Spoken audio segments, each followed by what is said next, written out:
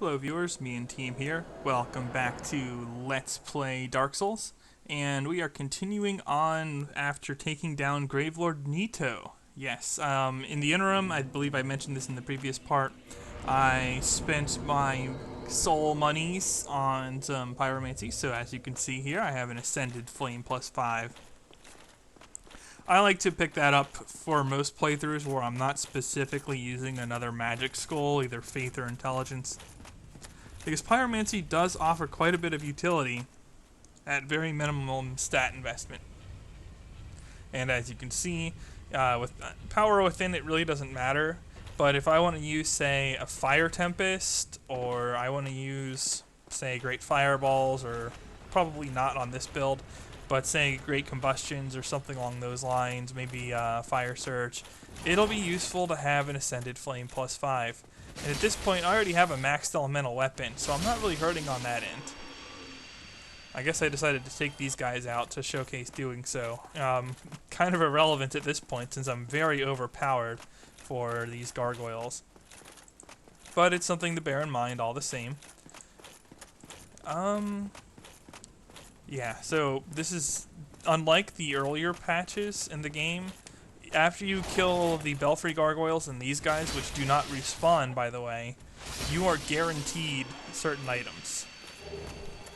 Like so. Gargoyle Halberd, Shield, and Helmet. The helmet is actually a pretty good poise to weight ratio piece of equipment. It has 3.5 units of weight, and it is 8 poise. One of the easiest ways to hit 76 poise in this game is to wear the Wolf Ring, the Hollow Soldier Waistcloth, the Giant Gauntlets, and the Gargoyle Helm. That's a very light combination that will get you to 76 poise. Enough to take one hit from an Ultra Great Sword without being staggered. And yeah, I got rid of the Rusted Iron Ring there. I was running through the swamps down in Blighttown, so I wanted to have that on to move more quickly. Here we get the Black Iron set, and I'm just running past all the nonsense.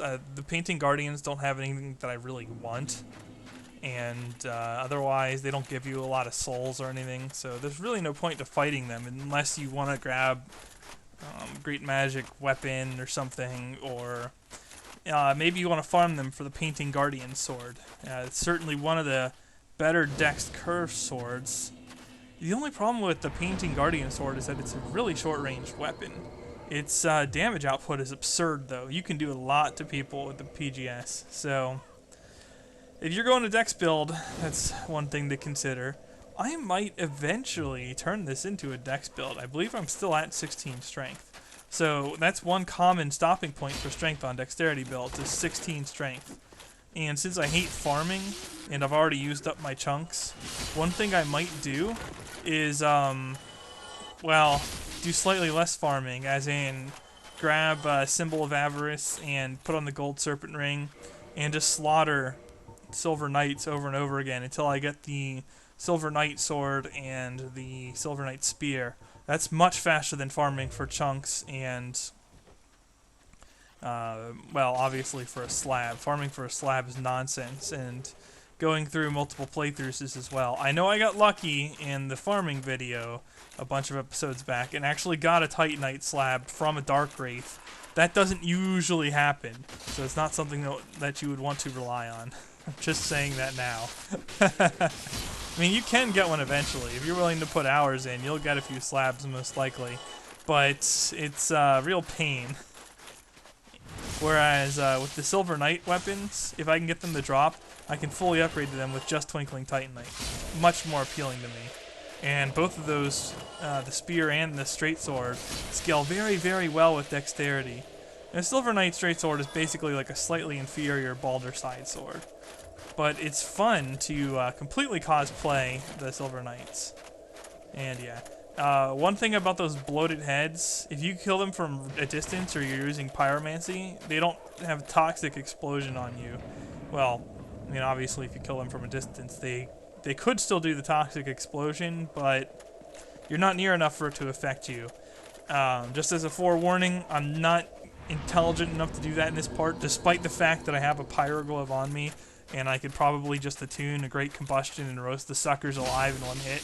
Oh no, I have to hit it with my lightning's way. Well, whatever. It's not that big of a deal.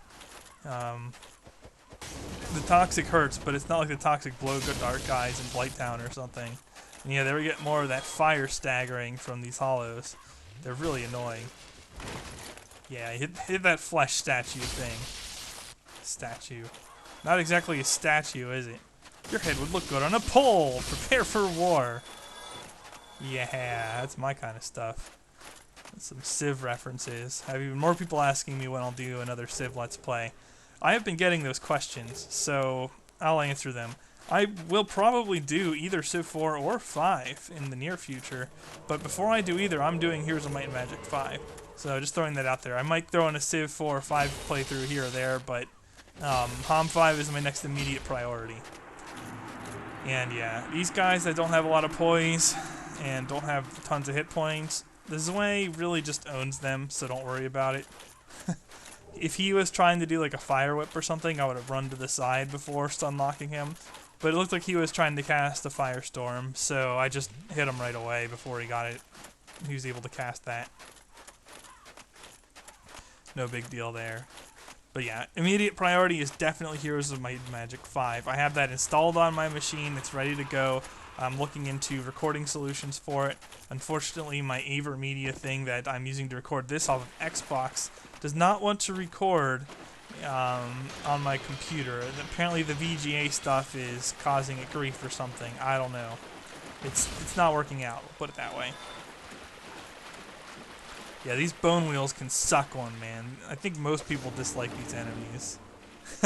And yes, that's why you want a two-handed weapon if you don't have enough strength to one-hand it. Because if you don't, you can't even kick. You just do that nonsense that my character just did. Smack. And I am looking for the Pyromancy Fire Surge down here. I'm also looking to, yeah, the Annex Key, and there's a switch you can throw, basically. And I do it again. You cannot kick while one-handing something you don't have the stats for. Because a kick is part of your moveset. There's also a switch that opens the gate so you don't have to fight the Undead Dragon, and then if you do fight the Undead Dragon, you can kick that thing and it'll stand up and you can drop down and avoid coming down here. But since I wanted to come down here anyway, well... Fail. Toxic. Lol. I do get Fire Surge though. And again, it hurts, but it's not as critical as the Toxic Blow Dart guys. So... And I'm not that far from a bonfire either, so I figure I'll just get the switch and tank it. No big deal. Really, the painted world isn't that hard on regular New Game. Especially if you take the shortcuts, which I did. I took one of the shortcuts. There's a way you can jump down from further up that's more popular, but I like doing my Anor Londo impression. Chug the flask! Yeah. That's why a lot of people hate the bone wheel skeletons. And I do dislike the fact that you are penalized for having poise against them. If I didn't have poise, I would have been staggered and stunned, but it would have had a knockback effect on me. And so after taking a couple hits, I would have got pushed out of the way. Instead, I took like, a ton of consecutive hits there. I didn't count them up, but I got hit like more than 6 or 7 times consecutively and stun locked by it. So I was penalized for having poise by the bone wheel skeletons, which is the opposite of what I feel you should have. If you're wearing heavier armor, you should be able to move out of the way of these guys. But they do a lot of damage, there's no doubt about it. So you have to be careful when dealing with them. And yeah, he even jumps out of the way. Really obnoxious. At least the Silver Knight Shield has a lot of stability. In fact, a Max Silver Knight Shield has the highest stability out of all the medium shields, with maybe the exception of a Crystal Balder Shield, which will break eventually because you can't repair crystal equipment. So it's a really effective option, and it upgrades with Twinkling Titanite, which I like. So I'm going that route. But yeah, I'm thinking along the lines of a final multiplayer build, something like 16 strength, 40 dexterity, 40 vitality, 40 endurance, obviously. And oh yeah, I'm gonna put a couple points into Faith for spells like Great Healing Excerpt and Magic Barrier, but also, oh yeah, enough attunement for 2 slots, and that puts me right at soul level 100. I think soul level 100 gets you a little bit more action than 120, although those are the 2 common cutoffs. And I could take it to 120. The Silver Knight Straight Sword is buffable, so you know I could just push my Faith up by 16, dump a couple more stop slots in attunement to carry a Wrath of the Gods and Sunlight Blade and Great Heal as my 3 attunement slots. Or maybe you can get 4 attunement slots, right to 120. Add 16 to Faith, add, you know, another 4 to attunement. Yeah, that would put you at 4 slots, 16 attunement. Yeah, so that would put me to soul level 120, and I would be able to put a Sunlight Blade buff on my Silver Knight Straight Sword. I'm not sure if you can buff the spear similarly, but certainly the spear has utility as well, as you can poke from behind a rather impressive shield. And then Wrath of the Gods, you know, everyone knows how that works. It's a very powerful option. Yeah, shoot and miss. Swing and a miss.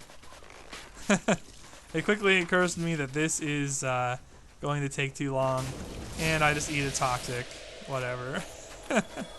Again, why I did not just attune Great Combustion and blast these guys to smithereens with 1 pyromancy casting safely. I don't know, viewers. You tell me. I was having a bad day or something in terms of acting logically. Anyway, I'm not sure how the Harpy broke that stun lock, because that is a Harpy, right? Sort of. It's like an inverted Harpy. I don't know what you call those. The game has a name for them, but now I forget. And oh god, there's 3 of them. I forgot that there were 3 of them. Oh man, if I did not stun all 3 of them there, I was dead. But instead I get away and heal. And interestingly, by standing here, well, they fall. And despite having wings, and one of them essentially dropping from the sky on you, well, they apparently can fall to their deaths, and they just did, giving me souls. They drop Souvenirs of Reprisal, so if you're trying to level up your ranking in the Dark Moonblade Covenant, dorkmoons, LOL, then you can farm them for Souvenirs of Reprisal, or you can actually, you know, just punish sinners. I think that's the more entertaining route to go if you're in the Dark Moons, but I mean, to each their own. If you want to just kill harpies in the painted world over and over again, you know, have fun with that. Also, that miracle is incredible. Vow of Silence will prevent, somewhat predictably, any spell casting that when they're near you. It's a self buff that prevents people from casting near you. Needless to say, that is extremely powerful. Got a Great Combustion spammer? Nope. Darkbead spammer? Nope. Trying to cast into the Round of Pursuers? Nope. And I could go on. But that's pretty much how it is. You cannot cast anything near. That includes Wrath of the Gods as well. So if you really just want to thumb your nose at enemy casters, cast Vow of Silence and watch the fun. Even better yet, buff your Sunlight Blade and then cast Vow of Silence. Pretty effective. And a good alternative is Great Magic Barrier. You can still be hit by pyromancies through it, and you can still be staggered, I believe, while it's up.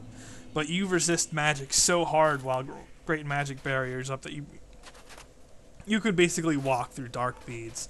Even with regular Magic Barrier, I've hit people when they pretty much point blanked me with dark beads. I think only 1 or 2 beads didn't hit, and I survived. You know, granted, I was in decent armor too, but yeah, that's no joke. Even a regular Magic Barrier is pretty impressive. But the nice thing about Great Magic Barrier is that it almost completely nullifies enemy builds with a buff. So that's one reason to consider it. You know, if somebody's... Well, it doesn't nullify Sunlight Blade, but it will nullify Crystal Magic Weapon and Dark Moon Blade because they add magic damage. And Great Magic Barrier nullifies magic damage. It's a rather nasty business. And, yeah, that's pretty well a hard counter. to buff builds and spell spammers.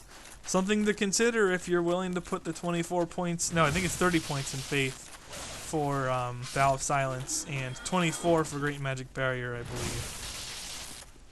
Definitely consider it. It can save your day against certain kinds of builds.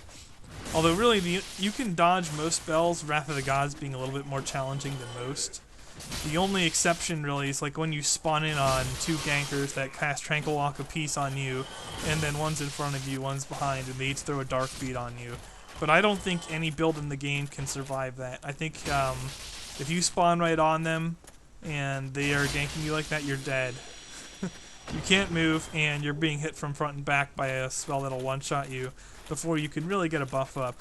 So, you know, you'll have to take that with a grain of salt. If you're a Dark Wraith and you really care about that kind of thing, just make sure you invade somewhere that the gankers are less likely to be actively standing, and you'll probably be okay. So alright, we're up to Priscilla now. And her gimmick is that after you aggro her, she turns invisible. One of us thou art not. If thou hast misstepped into this world, plunge down from the... If thou seekest I, thine desires shall be requited not. Prude. Thou must this land is peaceful, its inhabitants kind, but thou dost not belong. I beg of... Land is peaceful, inhabitants kind. Okay. This is something I didn't know you could do, but apparently you can cut off her tail with fire. Sliced by fire. Those are some searing flames. Heart Kulana. Screw Priscilla, man. You get all the fanboys angry at me. There you go. So this is how I fight her. And it's one way you can look at. Anything that staggers her will break her invisibility, but if you're fighting her, look for the footsteps and then run straight at her. And she'll slow up your progress or whatever. And then as soon as you notice that you're running into nothing and not moving, quickly pick a direction and run around and she'll miss you. And after you run around, just turn around and swing and you'll hit her. And like I said, things that can stagger her are great because you'll break her invisibility. But even if you don't, it's still an effective move. And I just ran past the Xanthus set, which also upgrades on Twinkling Titanite. So if you're looking for some lighter gear that still provides some respectable defenses, that's not a bad set to pick up. And yes, that's the Painted World. You actually don't have to fight Priscilla, much as she alluded to before I unceremoniously scorched her alive and then sliced her up with lightning. You can just walk past her and plunge off like that without killing her. But, you know, she lied to me. We can't have that. No, it's just more souls. And apparently I got her dagger. Even though I might use her dagger. It is a dex weapon, and I am probably going to finish as a dex build. So it's something to consider, you know, especially since I'll have some Demon Titanite if I want it. So yeah, I could consider that. I'll probably stick to the Silver Knight stuff, but you could use Priscilla's dagger. Her soul can be used to make the Life Hunt Scythe, which causes bleed buildup on both you and the person you're hitting. So you do want some bleed resistance if you're using it, so that in a pinch you can actually build up more bleed on your opponent and cause them to bleed before you bleed yourself out. Because I think it's like a 50% damage on bleed. It's no joke. And yes, if you turn this dial one more time, it'll take you down to the Dark Moon Tomb. This is where you would go to join the Blade of the Dark Moon. And there's also an optional boss down here, and you can also get Sunlight Blade down here. And apparently, I was followed by a Painting Guardian. And I missed, quite pathetically. But since I have enough poise against their weak attacks, I was just able to one-shot them anyway. No big deal there. Down here, you'll find the Ring of the Sun's Firstborn. But you cannot join the Blade of the Dark Moon unless you have the Dark Moon Seance Ring from the Catacombs. So you'll notice that there's this big statue in the way. If I had the Seance Ring, that would not be there. The other way you can challenge the area boss is to make Anor Londo dark. So that's what I'll be doing next, but not before I level up. Oh, maybe I put too many points in attunement. Maybe I did. Yeah, because I was going to stay at 12. So I would have to go to soul level 102 then. But still, that's not unreasonable, I guess. Yeah, I could just carry an extra miracle, or I could carry Fire Tempest in addition to 2 miracles or something like that. And switch on the Pyromancy Glove when they're gankers and hide near ladders or hide near other things and try to catch them in a boosted Tempest. Means I'll also need the Bellowing Dragon Crest Ring. I think I have the intelligence for that. Yeah, I might have to adjust my build a little bit to compensate for some of those limitations. We'll see. We'll see. Maybe I'll just go to 120. I forgot I took those extra points in attunement. So yeah, maybe this will be an SL 120 build. That's fine though. Owned! Yes, the Guinevere there is just an illusion. So if you were feeling particularly close to that particular goddess, well, she's not real. Thou that tarnisheth the godmother's image, I am Gwyndolin. And thy transgression shall not go unpunished. The perfect leader for the dorkmoons. And just listen to this guy. He's whining at us. So emo. He even makes the place dark. Just because he's angry. What a tool. Anyway, I was there earlier so I can warp there. And that is to the Darkmoon Tomb. After you take out Guinevere, the path to Gwyndolin opens. If you are human at this point, the Dark Moons, if they are wearing the ring, will invade you in Dark Anor Londo. If you want to host, it's not a bad place to do it. You'll be invaded quite a bit, both by Dark Moons and by, well, Dark Wraiths, of course. They always invade you. And yes, you would stand there to join the Dark Moons. Do not go through the Fog Door if you want to be staying the Dark Moons, or if you want to join the Dark Moons, because that will betray the Covenant. Heretic. First thou offendest the godmother, and now thou see fit to trample upon the tomb of the great lord. Yes, I see fit to trample on your tombs. I am the dark sun. What are you going to do about it? Let the atonement for thy felonies commenceth.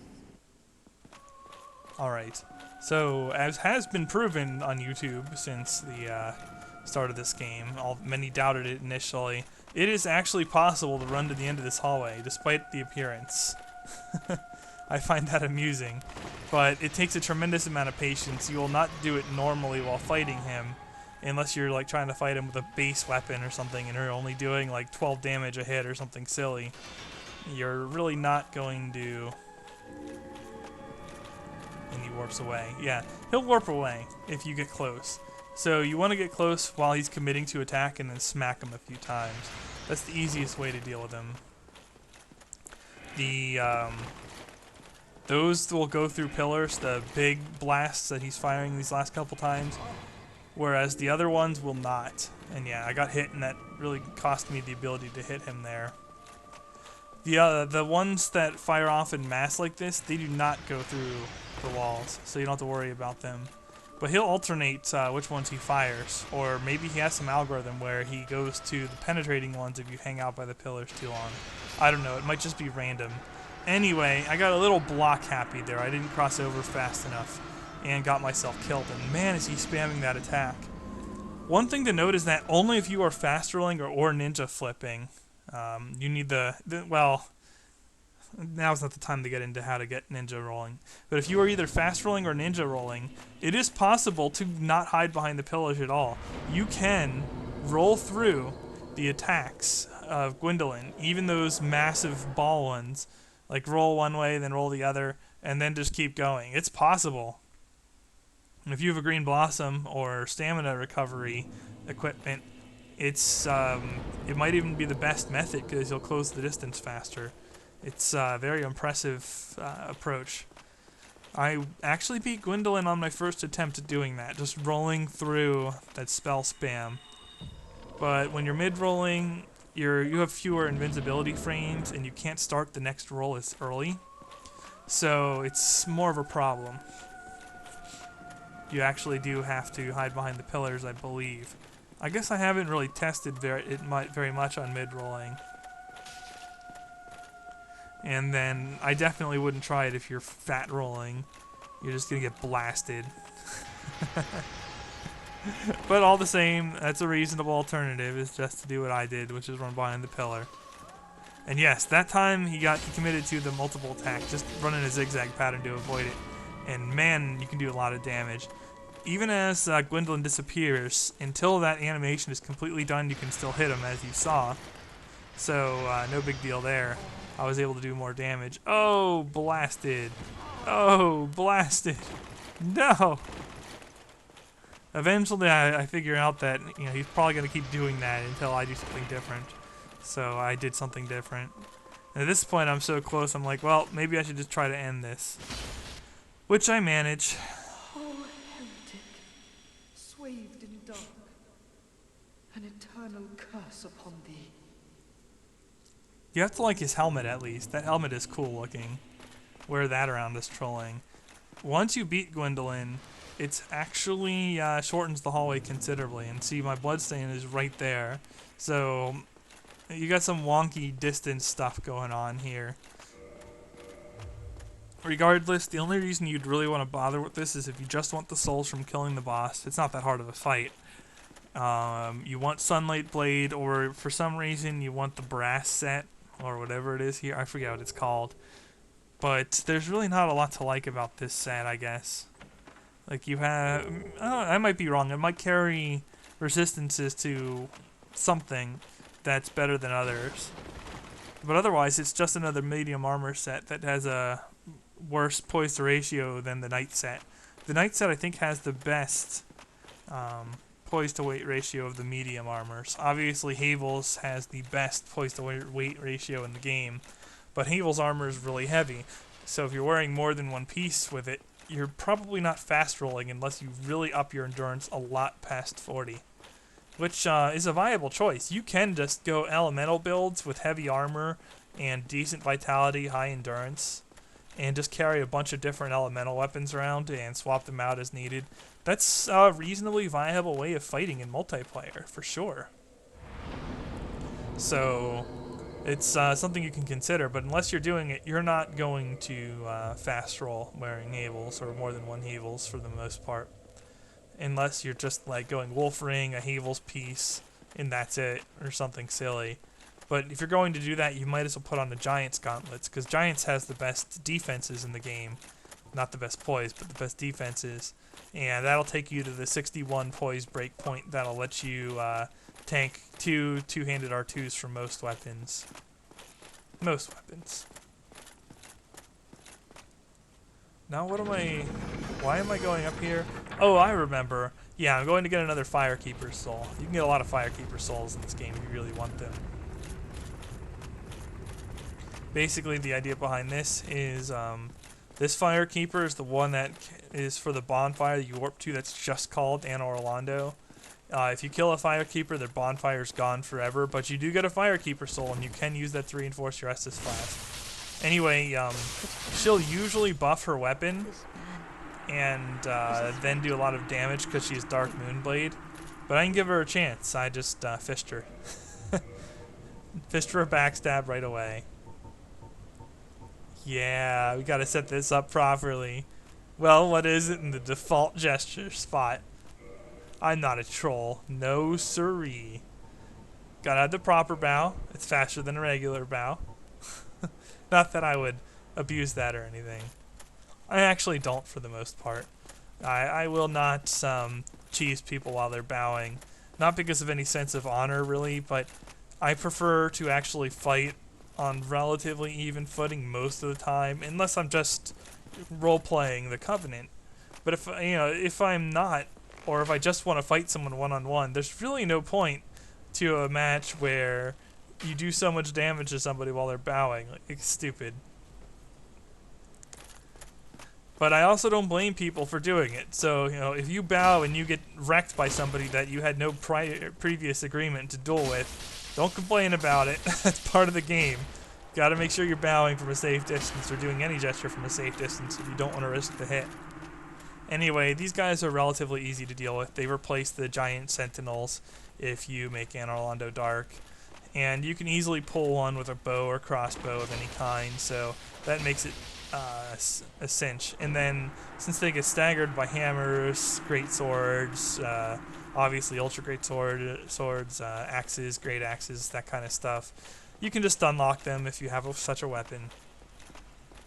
Even something like a reinforced club being two-handed can stun lock them, but you don't even need to stun lock them. You can just backstab fish them, parry them, whatever you need to do. It's like fighting any other NPC. It's not that hard. And alright, I'm going to go pick up the Dragon Slayer Great Bow, as that soapstone mentions. There's an eminent weapon, specifically the Dragon Slayer Bow. Not too hard to get this one. You just kind of drop down here and pick it up. You also get one arrow. Yay. And since there aren't any gargoyles here, since I'm eating an Orlando Dark, oh, we're good. Ironically, if not for the Dark Moon invasions, Dark Anor Orlando is easier to navigate than when it's lit. So to touch up this video, I'm going to actually demonstrate getting the Hawk Ring, which I mentioned you could get earlier. You can get that whenever you come here. Anor Orlando does not have to be dark.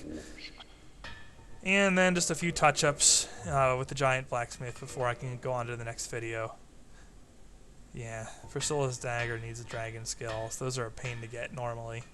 Twinkling Titanites, upgrade the shield, and I decide, you know what, I like the Silver Knight shield, so I am going to use it. It's excellent stability, so if I want to go turtle poking, well, there you go. And then aside from that, I don't think I have too much else of significance this video. Haha, Giant's armor. Not this time, maybe another time. Alright viewers, that takes care of episode 11 here. I will see you guys in the next part. The Me and Team signing off.